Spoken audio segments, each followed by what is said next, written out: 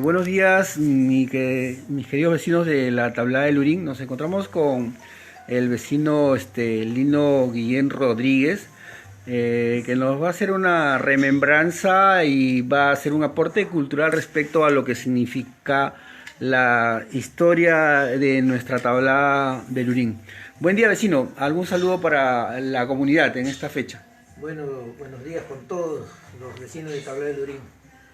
Yo soy Edmundo Guillén Rodríguez, nieto del señor Óscar Rodríguez de la Calle, y que fue uno de los iniciadores de acá de Tablada. Que fue gobernador de la Tablada por mucho tiempo y en la época en que esto comenzó, vamos a decir, a tomar calidad de urbe, ¿no? Sí, porque, mi abuelo lo nombraron teniente gobernador cuando él, por medio del capitán de Anderas, que era del ejército, él solicitó ingenieros para hacer urbanizar acá el pueblo.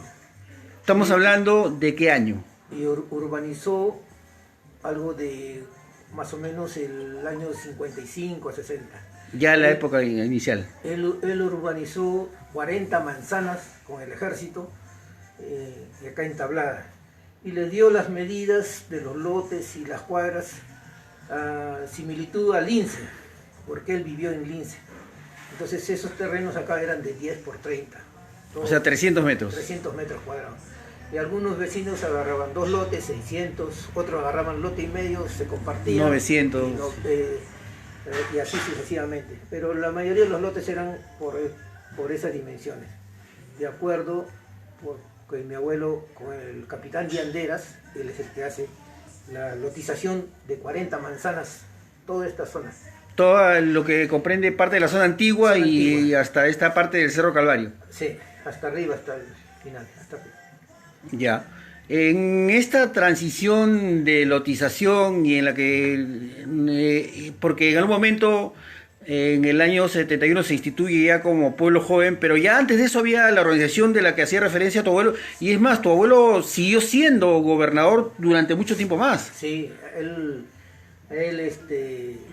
por intermedio del comando conjunto y todo, lo nombraron teniente gobernador vitalicio hasta que él fallece. Sí, después que él fallece, recién por intermedio de la municipalidad nombran a la señora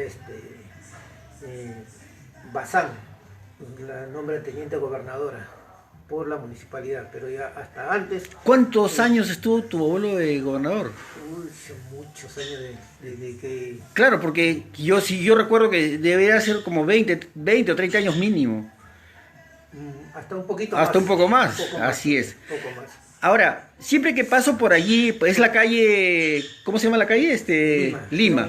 Siempre que paso por la calle Lima, en esa cuesta que ya da con este cruce de acá de Santa Rosa, hay una gruta y la ruta conmemora a la Virgen del Carmen. Sí. Y también tú tienes una historia maravillosa porque me cuenta que tu abuelo fue el iniciador de este sincretismo religioso y que ya cumple hoy, en 2020, 65 años. Sí, el 28 de julio cumplió 65 años de vida acá en Tablada del Lurín. Cuéntanos cómo es la historia de la Virgen acá, porque calculo yo que es la más antigua Virgen que llega aquí. Él fue la primera. La primera que llegó. Qué interesante. Y mi abuelo tenía sus compadres, el señor Pedro de Jesús y la señora Felicita. ¿Ya? Ellos vivían en La Victoria. En La Victoria vivían. Entonces, ellos, como eran padrinos de los hijos de mi abuelo, le obsequiaron. No se puede. ¿Ya? Del convento, una religiosa, como ellos frecuentaban el convento de los Barrios Altos, le obsequiaron la Virgen del Carmen a ellos. En Barrios Altos. En Barrios Altos. Le obsequiaron. Entonces, su comadre le dice: Óscar, como tú vives en Tablada, es un arenal, es una pampa, y para que te proteja y te cuida, te damos la Virgen del Carmen. Y mi abuelo se la trae en el tren. Que era el único medio disponible para hacer ese periplo. De Lima hasta acá, él se venía en el tren. Y la trae en el tren, baja en la estación y de ahí la llega a traer a la casa. Que estaba en el paradero entre 12 y hasta acá, hasta que era bien grande, ¿no? Hasta el Sí. paradero. Entonces ya hoy en día esa Virgen cumplió 65 años de vida. Y obviamente la familia Rodríguez está muy identificada con esa tradición. Sí, todo, por ejemplo, ellos, mi abuelo todos los años sacaba la Virgen y ya las familias que vivían en Lima y venían para esa fecha y pasaban un domingo acá como por un sitio campestre Así es. para distraerse de todo Lima y se venían y pasaban. Y mi abuelo se preparaba y hacía sus chichejoras, sus comidas, le invitaba a la gente que venía a la celebración. A fraternizar por Y la... eso pueden dar fe muchas familias que han vivido. Acá en Tablada, muchos vecinos. Vecinos que ya tienen más de 40 años, 50 años, ellos pueden dar fe que mi abuelo siempre festejaba. Inclusive, para acotar uno nomás, un año llegó acá la banda de la Guardia Republicana del Perú. Y estamos hablando de épocas en que era muy difícil, a no ser que tuviera algún contacto con militares, el hecho de traer una banda aquí. Claro, y esa banda venía más de 60 músicos. ¡Hala! Venían 3 ómnibus, unos ómnibus anaranjados que eran del ejército. Eso de 1950. Más o menos 50. Claro. Más o menos, yo me acuerdo, el 68, 68 habrá sido que vino el general, el que en ese tiempo era el general Hoyos Rubios. Eso habla muy bien de tu abuelo en contactos con la, vamos a decir, la plana militar. La plana militar, sí. Mm. El general Hoyos Rubios vino con él mismo personal, con la banda acá. A la Tablada, 60 músicos para conmemorar la Virgen del Carmen, Sí. que estaba instituida y que continúa en una gruta acá que se ha preservado en la casa original del gobernador, del teniente gobernador de Rodríguez de Tablada del Lurín. Sí. Entonces, usted sabe que al general después, en el 71, con el conflicto con el Ecuador, él Claro. fallece víctima de un atentado en el helicóptero por parte del... Te estamos hablando de Hoyos Rubio. Sí, del general Hoyos Rubios. Así es. Y él fallece por el atentado. Y por ahí se cuenta la historia que fue parte de Bermúdez quien mandó Que a era, que no le dé golpe de Estado. era una cuestión política, Porque él políticamente él venía de ganar una guerra. De Piura. De ganar una guerra. Y él venía a darle golpe de Estado militar y declarar la guerra al Ecuador de una vez. Así es, así Entonces, es. para que no llegue a Lima, lo desaparecieron a medio camino. Siempre ha habido ese tipo de en política, ¿no? Acá ha habido, entonces, la Virgen ya cumplió 61 años. 60. Y poco a poco la familia y los descendientes de nosotros Continúa la tradición. continuar para festejar cuando llega a los 100 años. Ahora, esta historia bonita de teniente gobernador de Tablada empieza no con la Virgen, sino con el hecho de venirse de otro lugar vamos a decir, a construir acá no solo, vamos a decir, religión, fraternidad, sino también el hecho de que él tradicionalmente era un marmolero. Sí. Y que pocos saben que la primera cruz que está en el Monte Calvario ahora, que es de cemento, era de mármol. Sí. Cuéntanos esa parte. Ya, entonces, mi abuelo, como era marmolero, y él colocó mármol al Palacio de Justicia, toda la entrada principal del palacio. Entonces, dentro de eso, a él, unas personas conocidas del INSE, el señor Eli Collas con el señor Villanueva, lo contratan para que venga a hacer una cruz acá en el Cerro del Calvario. O sea, él también vivía acá y viene a hacer la cruz. Antes, claro. Antes él vino a hacer la cruz. Así es. Entonces, cuando él vino a hacer la cruz, le gustó esta zona. Entonces, ya él agarró y después, ahí nomás al año, se vino para acá nomás, se vino a vivirse acá, a radicar. Y en la parte de acá atrás, como él tenía conocidos en la Escuela Militar de Chorrillos, se vino para esta zona, le dijeron, tenemos un sitio de un polígono de tiro, y por ese pueblo puedes irte a radicar, y se vino para radicar acá. Entonces, acá conoció muchos militares que venían a hacer práctica de tiro. Dentro de ellos conoció al general Odría, cuando Odría era soldado, venía con la caballería a hacer práctica de tiro. Y habló con mi abuelo y tuvo una química porque mi abuela es de Tarma. Entonces Odría era tarmeño. Entonces como era soldado, le daban agua a los caballos y todas esas cosas, le brindaban agua para sus caballos. Entonces ahí conoció a Odría y él le dijo, yo no paro hasta ser presidente de la República. Y fue con la Unión Nacional Odrista, ¿no? Y fue presidente de la República. Así es, fue presidente de la República. Más conocido como el Tarmeñito. El Tarmeñito, ¿no? Que, época en la que los ideales se llevaban las promesas tenían valor porque efectivamente haber construido también las grandes unidades escolares que hasta ahora perduran, Sí. ¿no? De la época de Odría. Si te das cuenta, de los colegios emblemáticos, los primeros colegios grandes o los hospitales grandes se construyeron en esa época. Sí. Y hablando de colegios, mi abuelo tenía su hermano que trabajaba en el Ministerio de Educación. Ya. Y por medio de él gestiona para que venga una profesora acá a la Tablada. Al 6024 o algo así. Entonces acá le construyeron 2 aulas, inicia la profesora Serafina Atauja. Él la trajo del INSE a la profesora para que sea acá profesora y inicia el 6024. El primer colegio que hay, el más antiguo que hay y justamente el que más y vamos a decir el que más propicia más historia tiene, ¿no? Más historia. Y él la trajo a la directora y como era amiga de él que vivía en Lince, él gestiona para que ella se venga acá. Y le dieron la directiva de los colonos y los del pueblo, le dieron todas las facilidades para que ella ejerza acá como profesora. Ahí inicia el colegio 6024. Ahora, esta Virgen del Carmen que grafica el sincretismo y la religión de este pueblo, ¿qué periplo hace? ¿Hace alguna procesión? ¿Discurre algunas calles cuando no en época de pandemia como esta, pero sí en una época normal? Por ejemplo, el año pasado. Sí, o sea, sube toda la avenida Lima, se baja hasta la avenida Vidal, ya, baja hasta Unión, llega a la iglesia, hace su recorrido, va a la misa. ¿Va a la misa? Después de la misa, a las 7 de la noche, la misa, de 6 a 7, la misa, ahí sale, inicia su recorrido y sube toda la avenida Santa Rosa hasta la cuadra, terminando las 7.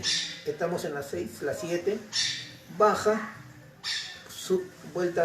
entra por Parado de Bellido y ingresa a Girón Lima y ahí en la noche, ahí llega a su gruta, hace su baile, su marinera, su guayno y después de eso ya el compartir de parte de la hermandad de la Virgen en coordinación con la familia Rodríguez y hacen un compartir con todos los vecinos, un compartir.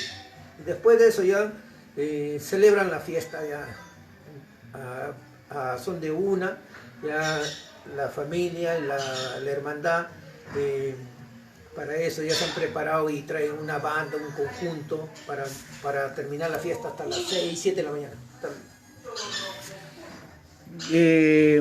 Luego de este peregrinaje y que siempre queda un compromiso, vamos a decir, casi religioso que hay con respecto a la Virgen, esto se grafica efectivamente en una hermandad que todos los años está encargada de organizarla. Mayormente hay una hermandad que estamos comprometidos casi toda la familia.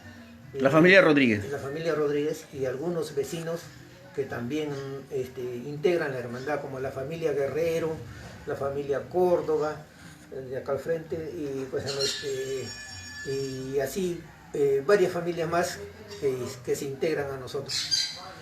Pero en sí el 90% está con la familia Rodríguez.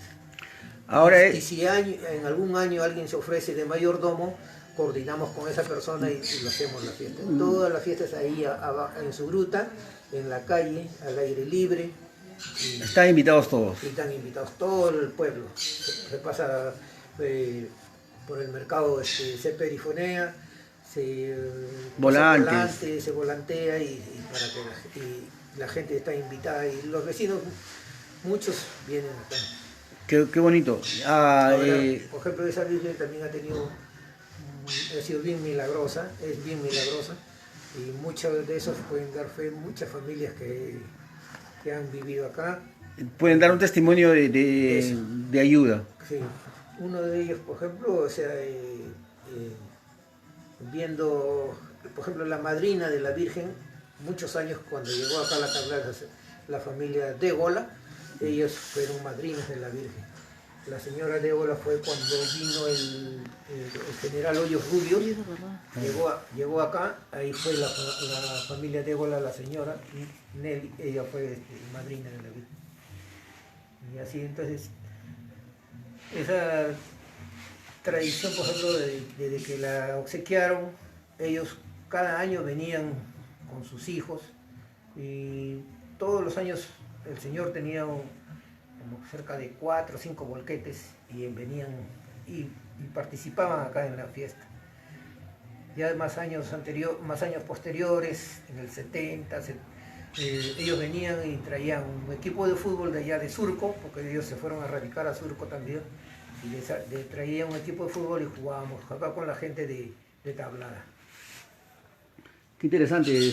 Obviamente en los inicios de esto, lo que es ahora tenemos entre 80 y 90 mil pobladores y causa bastante nostalgia, ¿no? El hecho de cómo un pueblo se va organizando en base a la afinidad religiosa, a las necesidades, a la seguridad. Me deslumbra eso de que hayan venido, por ejemplo, debe haber sido impresionante en esa época, ¿no? 60 músicos de la Guardia Republicana, ¿no? Tienes también una interpretación de por qué se le llama Tablada de Lurín y nos ibas a contar. Por ejemplo, en esa época, en 1920, cuando inician acá, viene la Unión Nacional de Colonizadores de la Tablada de Lurín. Entonces, Tablada de Lurín, muchos en Lima confunden con Lurín. Dice, ¿dónde vives? En Lurín. Por el puente de los Chicharrones. No, Tablada de Lurín pertenece acá al distrito de Villa María. Pero, por ejemplo, el nombre, denominación de Tablada de Lurín, el nombre San Francisco adquiere porque esta zona era muy transitada por los padres franciscanos que claro, iban hacia el sur. Entonces esta zona, en esa época también habían apariciones de padres franciscanos y los pobladores decían que habían visto a un padre franciscano. Entonces a raíz de eso le ponen el nombre de San Francisco, Tablada Pueblo, de la avenida Jorge Chávez hacia arriba. Claro, había una división, ¿no? Me dices, de Jorge Chávez para acá arriba, Tablada Pueblo, y de Jorge Chávez para allá hasta la Pachacútec, los colonos. Que hasta ahora se permanece porque hay los artesanos, los colonos, tienen nombres, esos nombres. Entonces, en esa época ya el nombre de San Francisco lo adquieren por los padres franciscanos.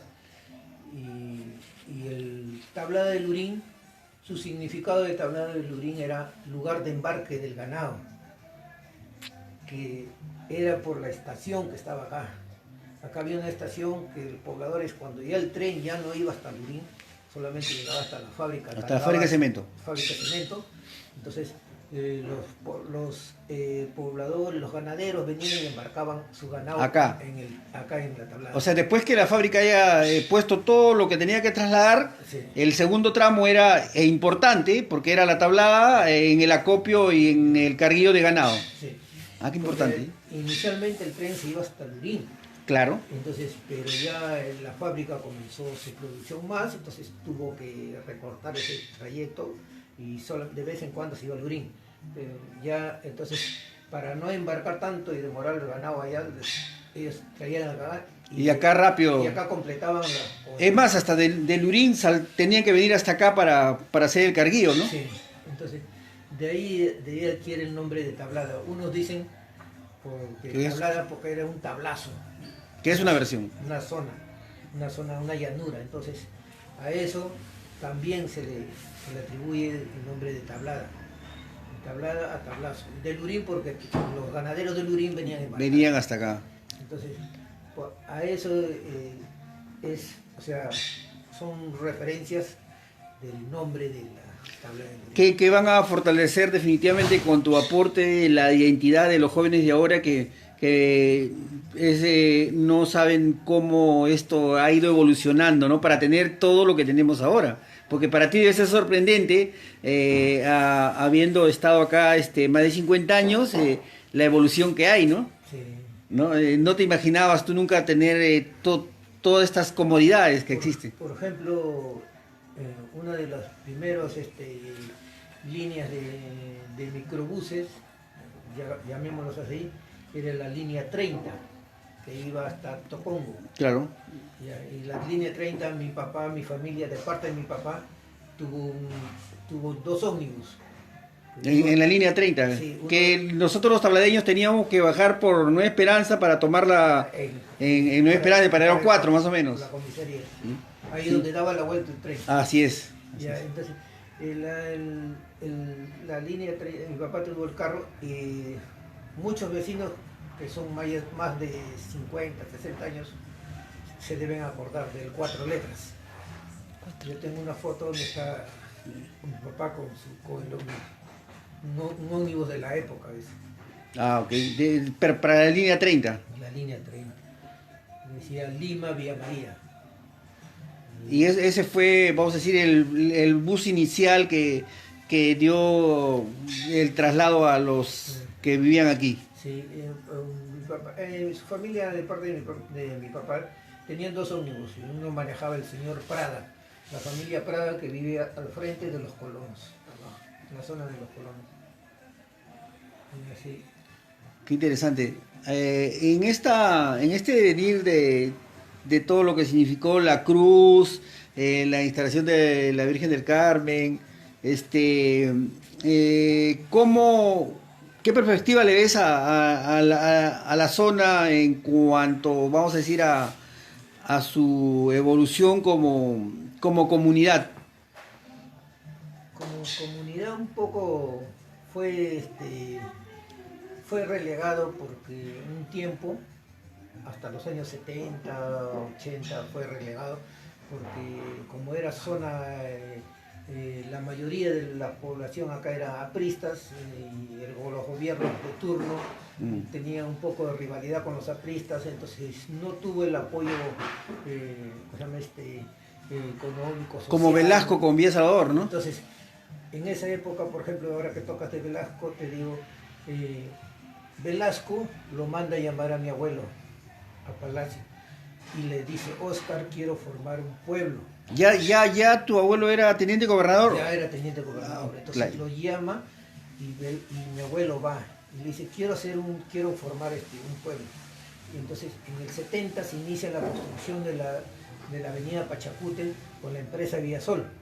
La empresa Villasol gana la licitación para unir desde María Auxiliadora hasta José Gálvez. Entonces, pero la línea... Que era, sabes que esa avenida Pachacute que era parte del Capañán, o sea, el camino que transitó Pachacute hacia la zona arqueológica de Pachacamac. Sí, pero inicialmente el proyecto... No existía. No existía, entonces el Así proyecto lo agarra desde la Cruz de Nueva Esperanza, se iba abriendo, pasaba por lo que es hoy en día la estación central Ya, del tren. claro. Por ahí se va abriendo así y da la vuelta hasta por donde está el paradero de los chinos. Ya, claro, el último paradero de los chinos, que es el punto de inicio de la zona arqueológica. Fue el proyecto inicial, pero la Vía Sol cortó el camino y subió todo esto. Y agarró y hizo la Pachacute bordeando este cerro, para no dar mucha vuelta. Para no dar mucha vuelta, claro. Entonces, Velasco lo llama a mi abuelo va y le dice: pues, quiero poblar esa zona. Y mi abuelo le dice: de la avenida Pachacute para abajo forma tu pueblo. que los vino y los trajo con camiones del ejército y formó Villa Salvador. Toda esa gente de Villa Salvador que formó los trae de la invasión que hubo en la época, se llamaba Entel. Claro, en San Juan de Miraflores, por donde está el pozo. Donde está la plataforma 1, el Cinestar, toda esa zona. Así es. Había una estación de Entel, de telecomunicaciones. Entel, sí.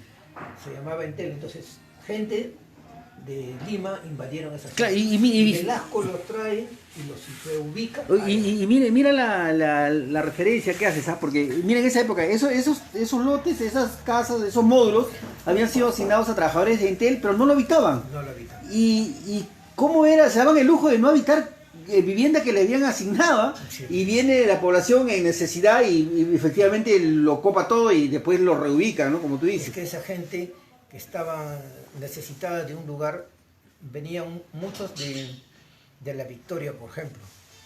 Cuando se construyó el estadio de Matute, sacaron toda esa gente. Expropiaron, entonces sacaron.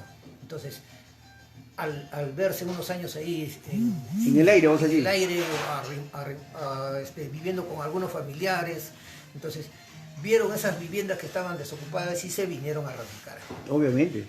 Y llegaron, por ejemplo, de la estación del tren hacia abajo, gente de Barrios Altos. Ya. De la estación, de la Avenida El Sol, gente de La Victoria, de Matute.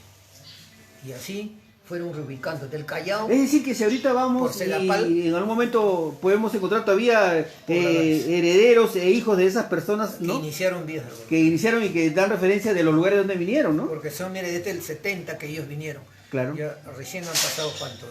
50 años.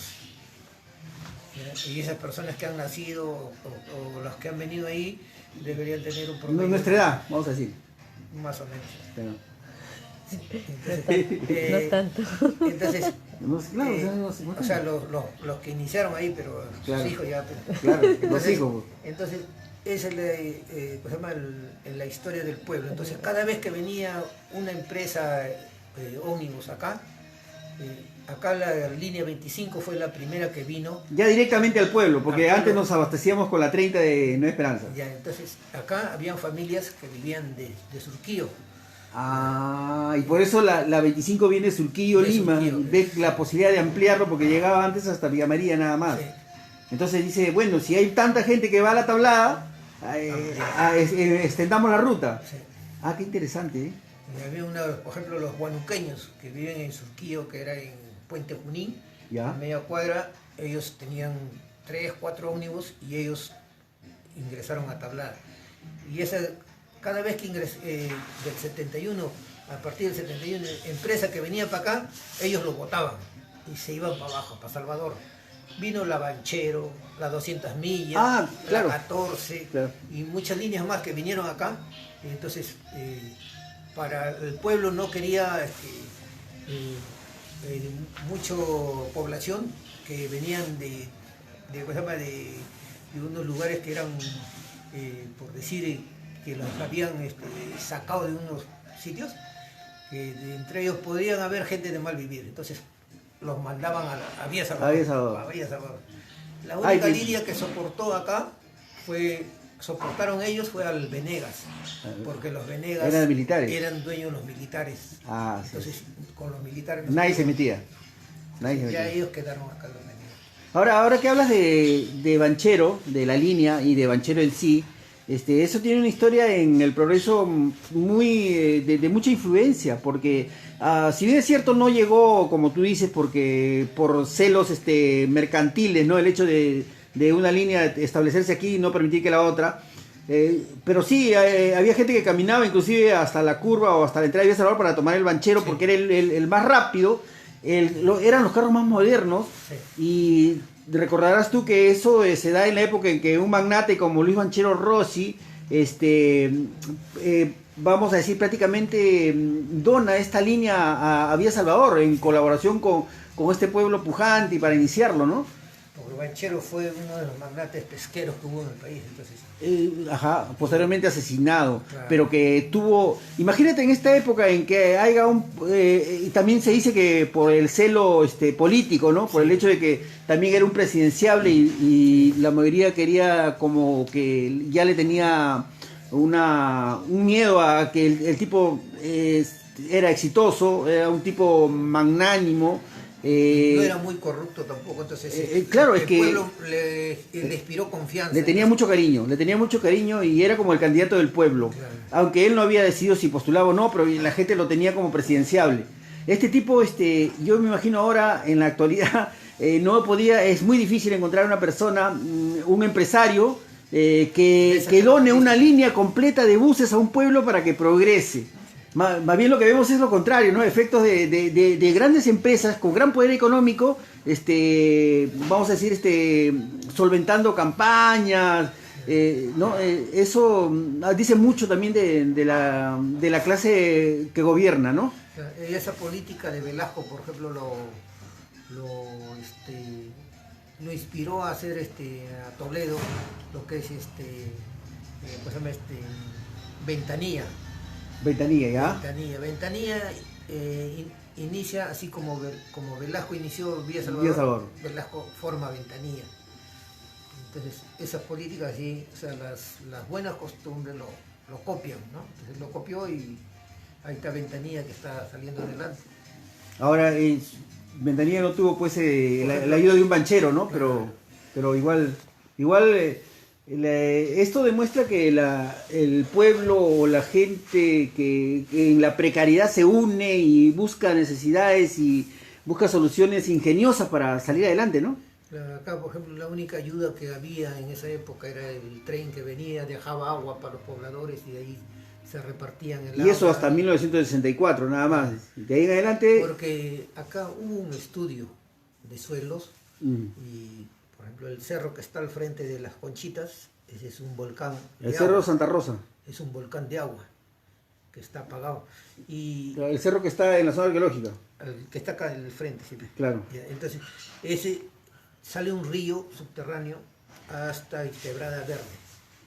Claro, es que realmente todos en esta zona, acá en Lima tenemos tres cuencas o tres ríos principales.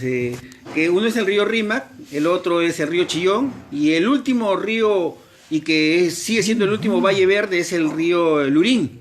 Y entonces entenderás que en esa vertebral de Lurín, subterráneo, tenemos muchos ríos subterráneos, sí. Mucha agua debajo de toda la capa de la mapa freática que se dice, ¿no? Entonces, efectivamente, esto siendo un valle, si tú excavas, a los 10 metros tienes agua, ¿no?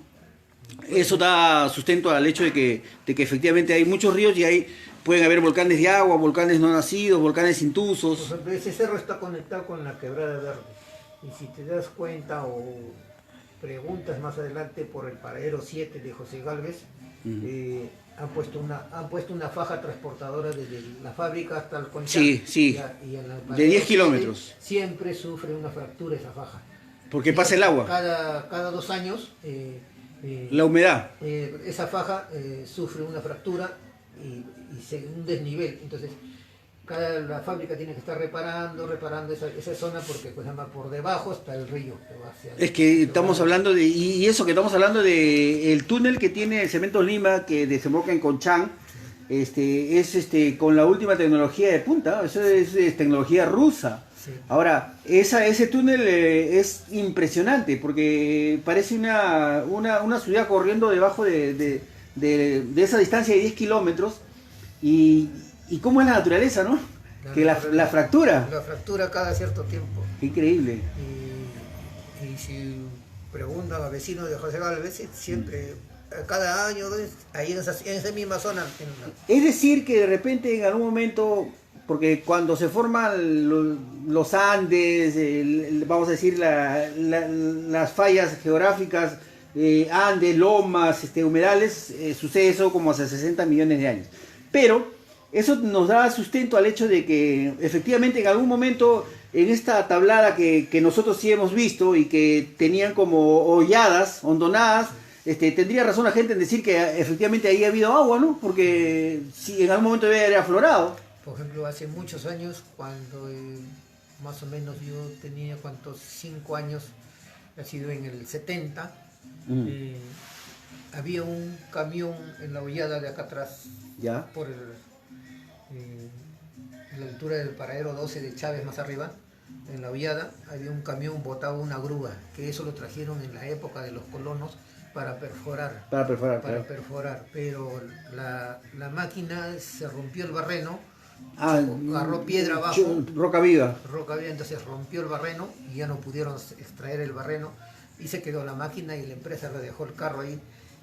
Muchos vecinos que han venido después han visto hasta que se malogró ese, Hasta que desapareció, terminó en chatarra. en chatarra y los vecinos lo desarmaron y pero o sea, ese pozo iba a ser para el pueblo de Tablada, pero eligieron mal en esa época seguro el lugar, porque más práctico era una zona que está más cerca al cerro, que es donde, donde está la corriente de agua, sí, sí.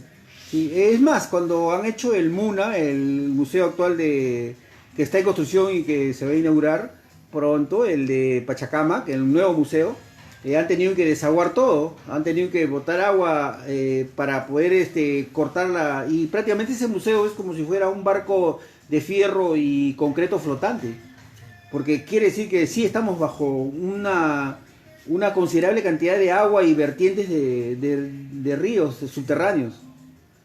Algunos en la parte del Lurín cuentan que en la noche afinan el oído en las noches tranquilas y llegan a escuchar sonidos del agua discurrir por abajo. O sea, debe ser. ¿No? Sí. Y hay manantiales, por eso hay puquios. Puquiales hay en Quebrada Verde. Claro. Y acá el cerro. Acá en Villa María también. Sí. Acá en Villa María también hay. En Paraíso. En Paraíso hay puquiales. En Nueva Esperanza hay un manantial. Del cementerio hacia adelante tú caminas hacia el final y hay un manantial. Obviamente ahora está, vamos a decir, aprovechado por los chancheros, ¿no? Pero igual hay un manantial. Porque hay muchos cerros acá en Tablada, en esta zona más que todo el sur, que han sido volcanes de agua que están apagados, están tapados. Claro, los volcanes de agua son volcanes intusos que no llegan a florecer, a expulsar y que sí. Y la vertiente discurre, ¿no? Por debajo. Interesante. Vamos a hacer una pequeña pausa para seguir en unos minutos con las reseñas finales y un saludo también aprovechamos para Noemí Noviri. Un saludo grande también al grupo que este 11 de agosto está cumpliendo 9 años de existencia y que busca promover justamente esto, ¿no? El testimonio de vecinos que tengan alguna reseña histórica que convenga a la identidad del pueblo, ¿no? Entonces finalizamos acá por unos minutos para poder volver en unos 5 o 10 minutos con la parte final de esta entrevista a nuestro amigo Lino Guillén Rodríguez, que nos está referenciando mucho sobre lo que era el devenir de la antigua Tablada del Lurín, ¿no?